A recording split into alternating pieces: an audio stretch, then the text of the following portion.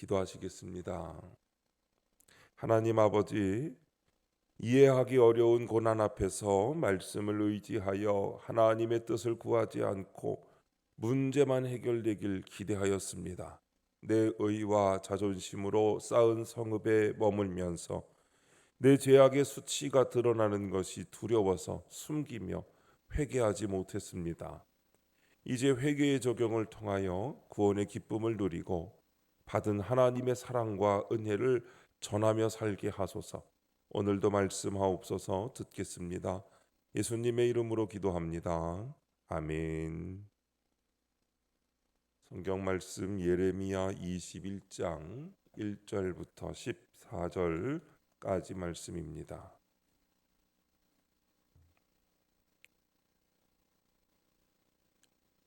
찾으신 말씀을 다 함께 한 목소리로 읽겠습니다. 여호와께로부터 예레미야에게 말씀이 임하니라. 시드기야 왕이 말기야의 아들 바스훌과 제사장 마아세야의 아들 스바냐를 예레미야에게 보내니라. 바벨론의 느부갓네살 왕이 우리를 치니 청컨대 너는 우리를 위하여 여호와께 간구하라. 여호와께서 혹시 그의 모든 기적으로 우리를 도와 행하시면 그가 우리를 떠나리라 하니, 예레미야가 그들에게 대답하되 너희는 시드기야에게 이같이 말하라.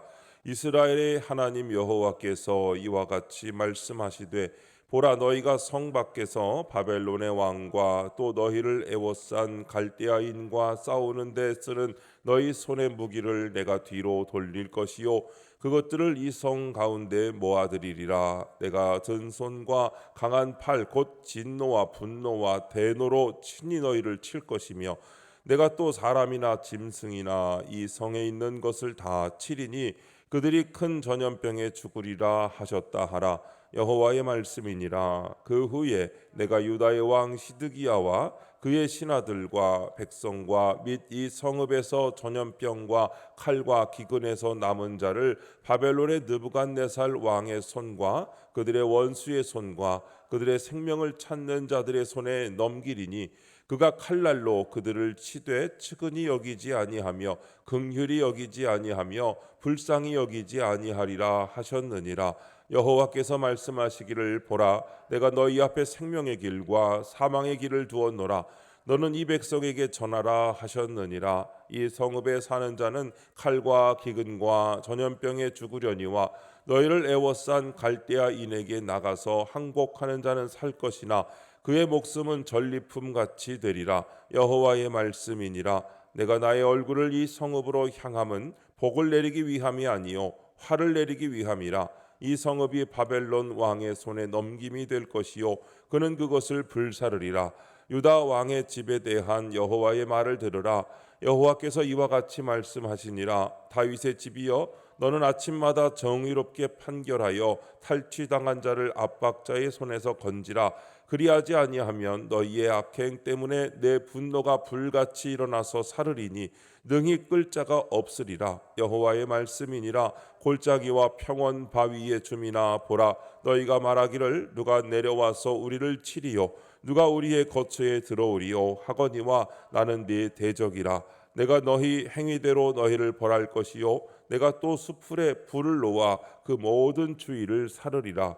여호와의 말씀이니라. 아멘. 생명의 길과 사망의 길이라는 제목으로 말씀의 은혜를 함께 나누겠습니다. 본문 요약입니다.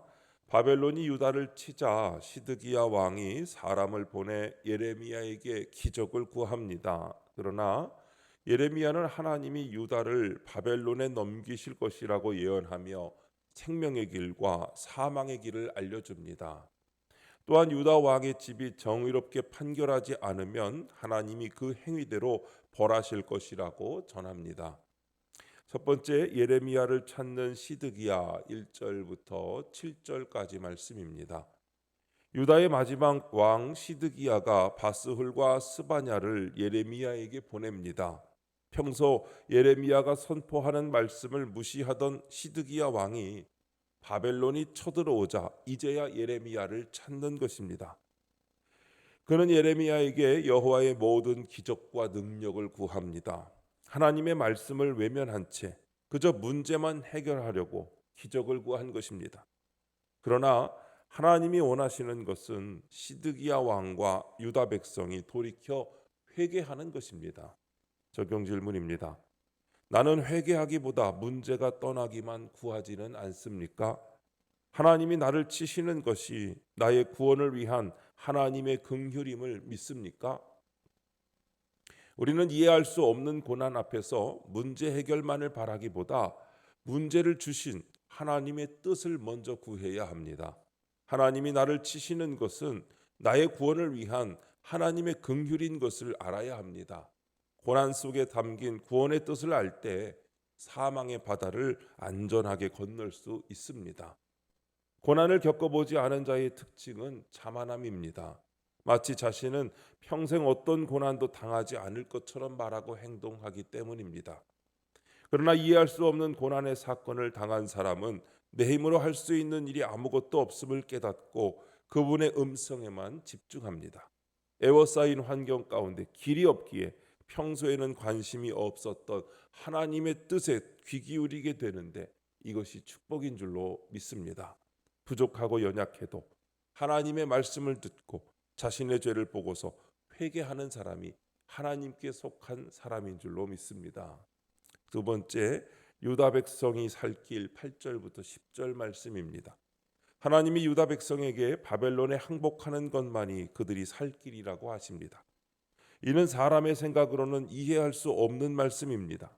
그러나 정답은 하나님의 말씀에 있습니다. 우리가 보기에 견고하고 높은 성읍에 머무는 것이 생명의 길 같지만 그것은 사망의 길입니다.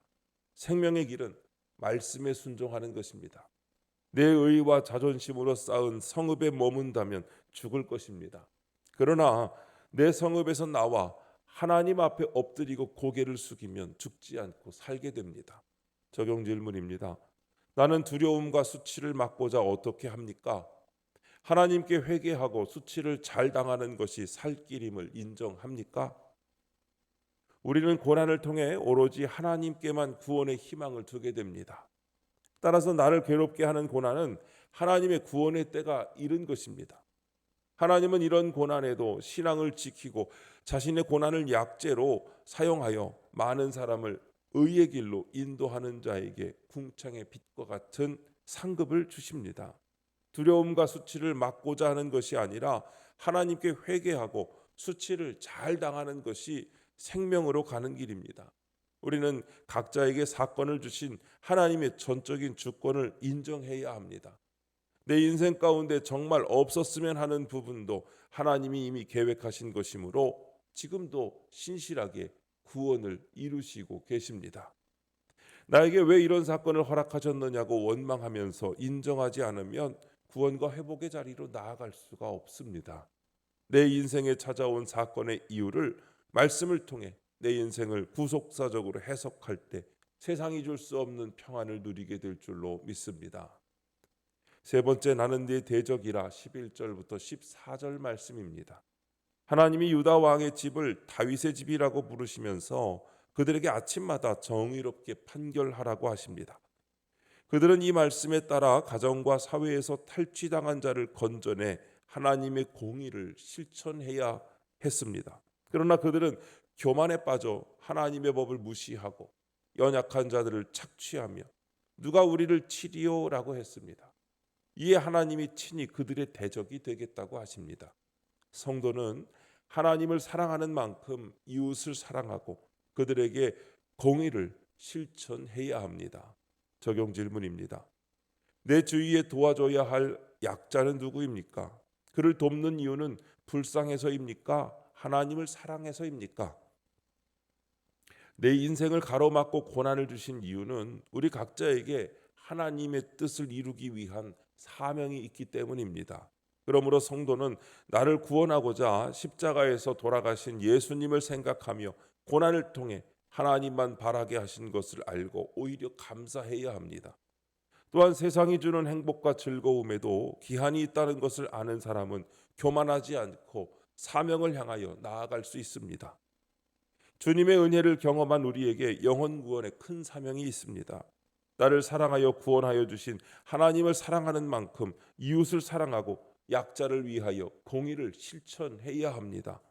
내 가족에게, 이웃에게, 사랑할 수 없는 사람들, 사랑받지 못한 사람들을 찾아가서 내가 살아난 간증을 전하며 그들을 사랑하여 살리시려는 하나님의 구원 계획을 알려야 합니다. 오늘도 말씀에 순종하며 내 삶을 돌아보고 하나님의 뜻을 구하며 그 뜻에 따라 승리하는 삶을 살아가시기를 주님의 이름으로 축복합니다. 기도하겠습니다. 하나님 아버지, 말씀을 듣고 세상 가치관이 변하는 하나님의 기적을 맛보게 하옵소서. 말씀대로 나의 견고하고 높은 성읍에서 나와 생명의 길을 택하게 하옵소서. 우리 가정과 교회와 나라가 아침마다 정의롭게 판결하여 학대받고 착취당하는 약자를 건져내는 정의로운 공동체가 되게 하옵소서. 주님, 이 시간 주님께 기도하는 성도들의 기도 가운데 함께하여 주시옵시고 주님의 세미한 음성을 들려주시며 그 선하신 손길로 붙들어 주시옵소서. 우리 주 예수님의 이름으로 기도드립니다. 아멘.